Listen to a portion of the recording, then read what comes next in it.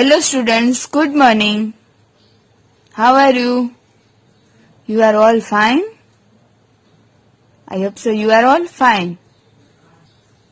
Our last second chapter, components of food, we will learn about proteins, carbohydrates, fats, vitamins, minerals, dietary fibers, water, balanced diet and deficiency of diseases. Many deficiency is create our body's disease like beriberi, rickets, loss of vision, malaria, anemia, goiter, decay, tooth decay. Okay, now we today learn about chapter 3. We will start our third chapter, fiber to fabric. What is fiber? Fiber यानी कि raw material of cloth. And what is fabric? Fabric means cloth. Before our chapter 3 start, we information about fabric. Paheli and Buzu won the first prize in a science quiz competition held at their school. They were very excited and decided to use the prize money to buy clothes for their parents. When they saw a large varieties of cloth materials, they got confused. The shopkeeper explained that some clothes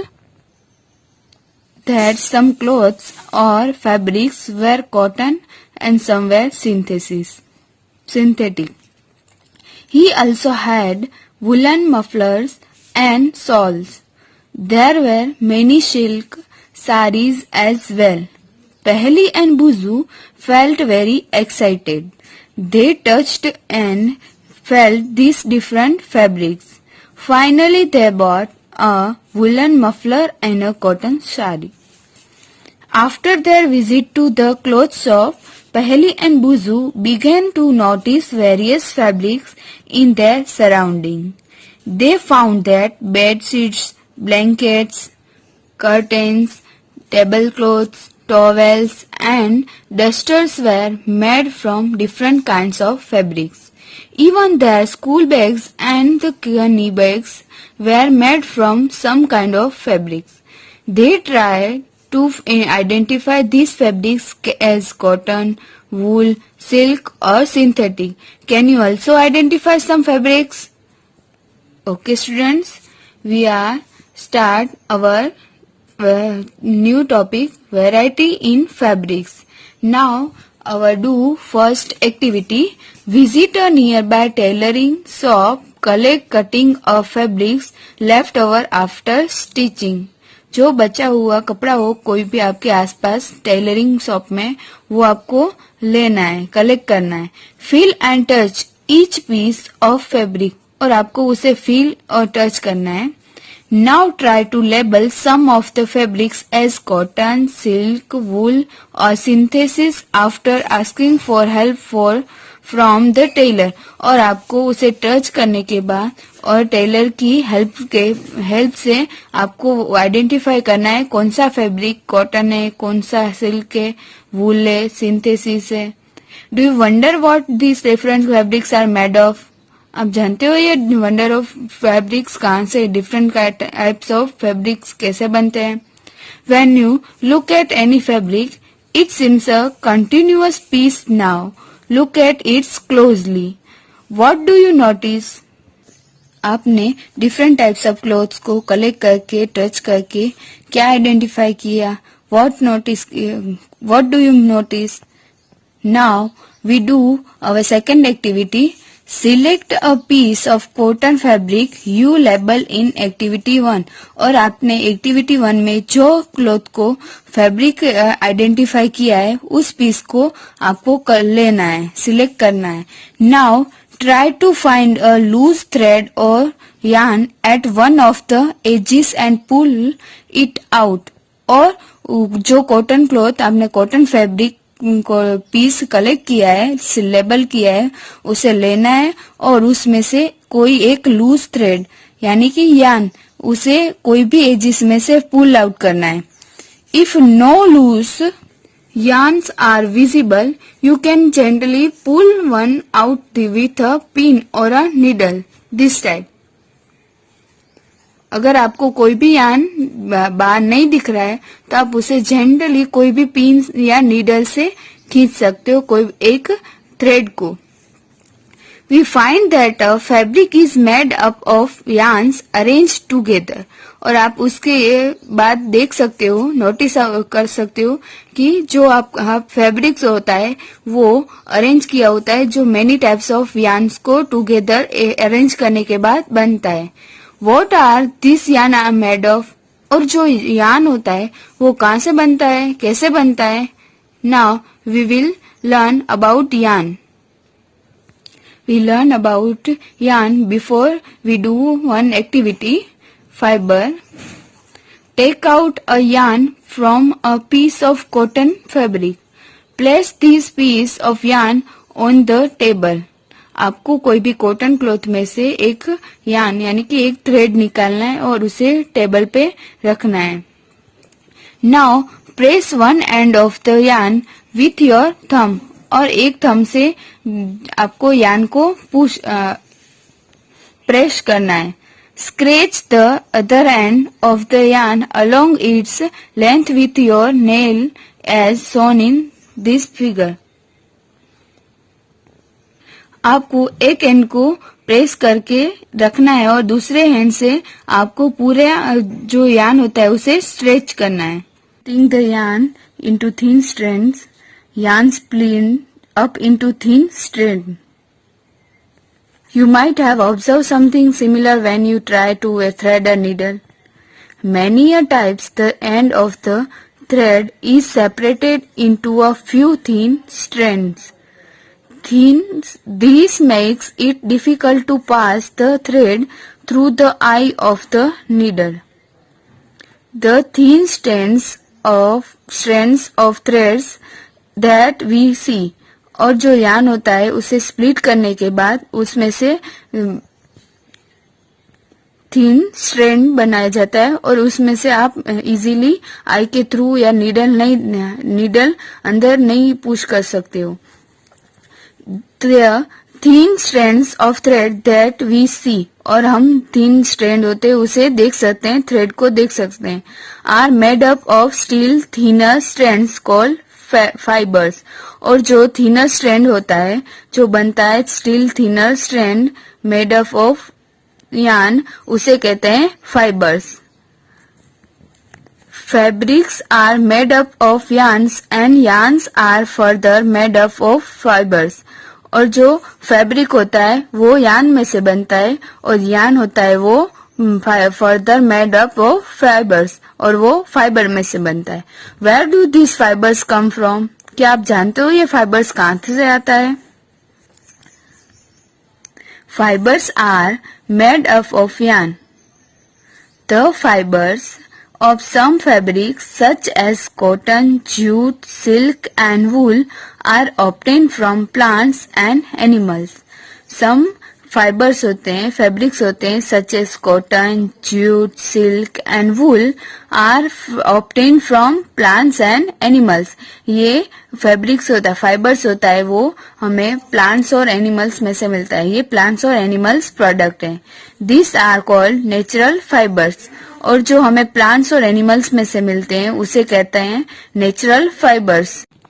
cotton and jute are example of fibres obtain from plants. Cotton and jute हमें plants में से मिलती है इसलिए वो plants product हैं. Wool and silk fibres are obtain from animals. और जो वूल एंड सिल्क होते हैं वो फाइबर्स हमें एनिमल्स में से मिलते हैं इसलिए वो एनिमल्स प्रोडक्ट हैं. Wool is obtained from the fleece of sheep or goat.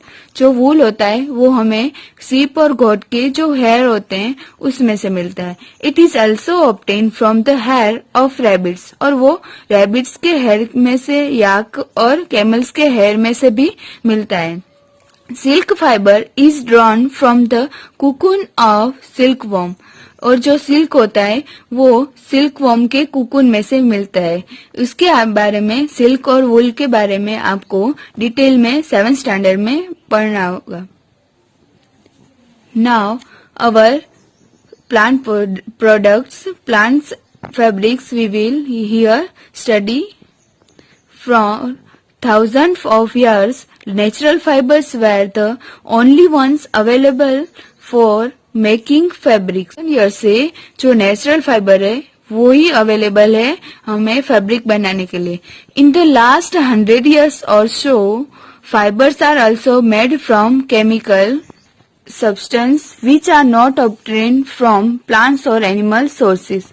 और लास्ट 100 ईयर से जो हम केमिकल्स हैं उसमें से फैब्रिक, केमिकल सब्सटेंस में से हम फैब्रिक बना रहे हैं जो हमें प्लांट्स और एनिमल्स में से नहीं मिलता है। उसका जो मेन सोर्स है वो प्लांट्स और एनिमल्स नहीं है। This are called synthetic fibre. और जो जिसका मेन सोर्स प्लांट और एनिमल सोर्स नहीं होता है उसे सिंथेटिक फाइबर्स कहते हैं। Some example of synthetic fibres are polyester, nylon and acrylic.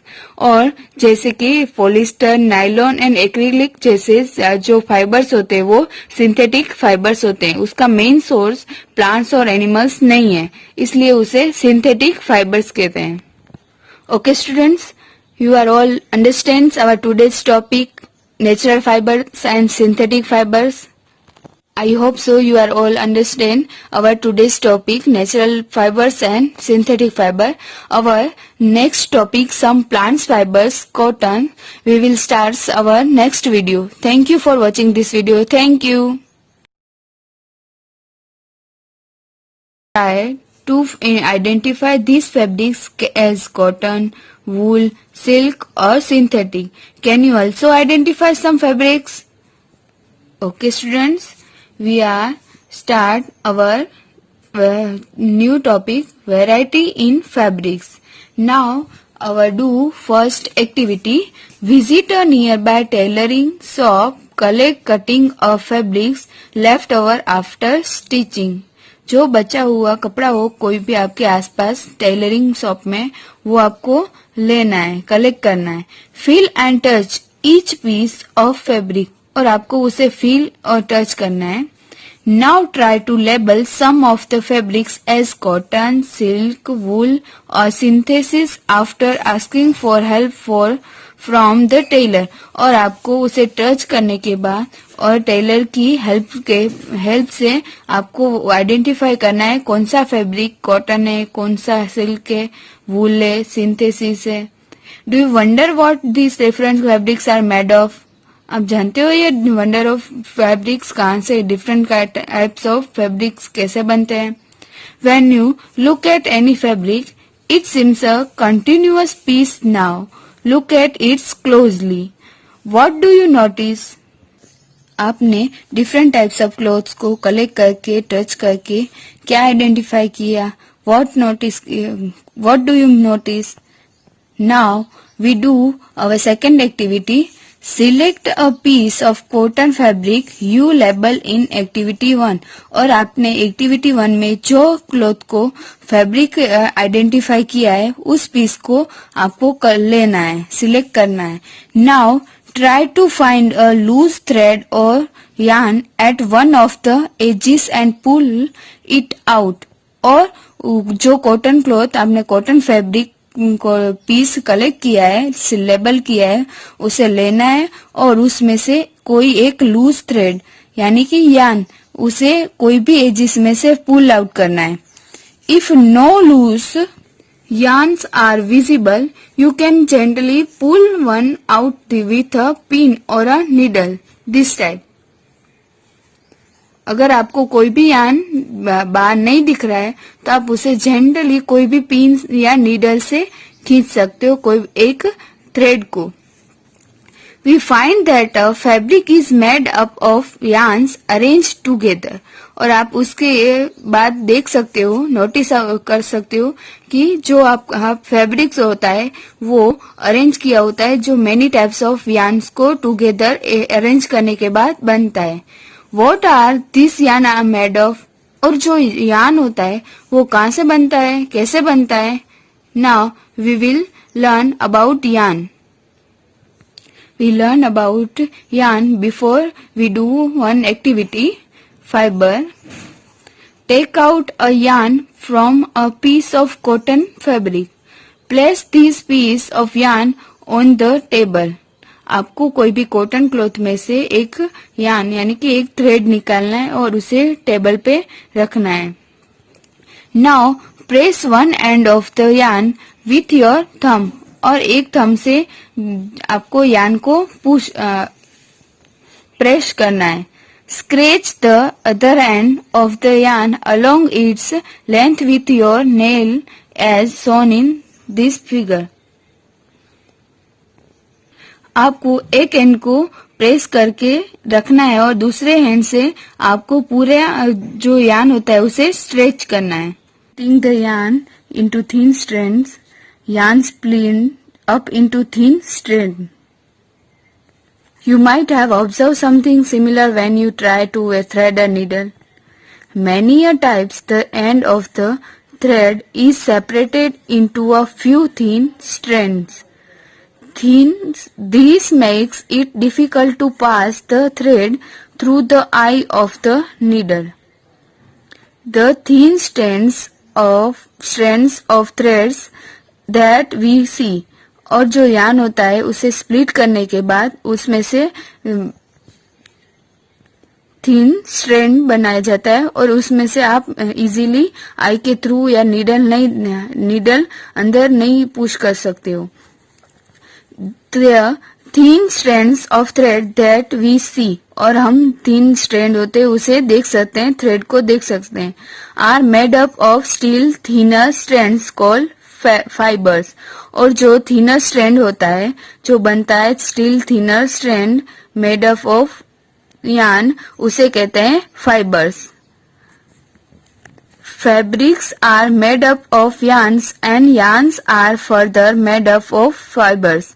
और जो फैब्रिक होता है वो यान में से बनता है और यान होता है वो further made up of fibres और वो फाइबर में से बनता है. Where do this fibres come from? क्या आप जानते हो ये फाइबर्स कहाँ से आता है? Fibres are made up of yarn. The fibres of some fabrics such as cotton, jute, silk and wool are obtained from plants and animals.